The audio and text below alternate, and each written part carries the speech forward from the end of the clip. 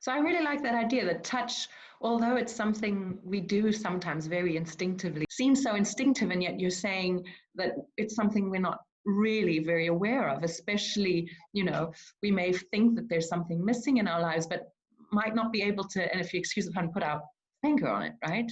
Exactly, yeah.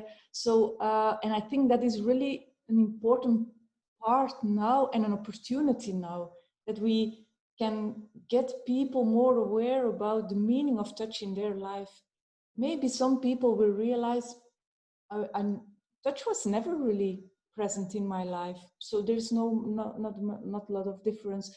Some people will feel like I touch is too limited now. It's limited to only one person, or it can be whatever. So it will be very, very different for each person, but it will be as meaningful for each person because everybody has his own life history, and touch is just connected. Is woven in there somewhere. Yeah, in postnatal depression, when mothers don't feel like touching their baby at a certain point because they are too depressed, they are too flattened, that we can try to just help them, not to ask them to touch, it will not help, but to take them in a movement with you and touch the baby together.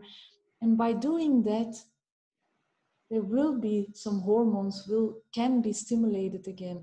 And that's what we saw, in fact, by trying to get just spontaneous, take mothers in movements, take mothers in singing. So the voice is also important, that something was spontaneously awoken. Like I remember some mothers who told me, a child in me has awoken again. A child's voice or a child touch has been awoken again.